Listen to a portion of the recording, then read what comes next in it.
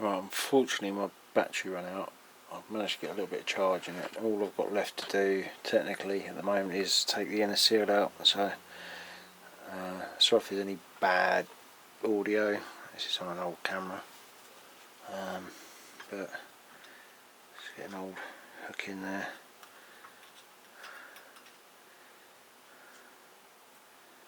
And that should just come straight out, the old seal.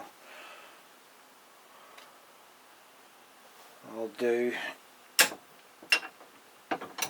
this will be all cleaned out and washed, but that's pretty clean already. But the whole body's going to be cleaned up and repainted, and also then all the new hardware, new pistons, new seal, new dust boots, new bleed nipples, new guide bolts, new guides. Also that's from the other one I did the other day. That one's obviously missing one. The rubber, it should look like a bit like that. This one's damaged as well, but this is what this should look like. As you can see, it's a mess. Anyway, I'm going to stop there because I'm going to be washing these in the bath and you don't really want to see that. Next bit is just literally putting it back together again after that.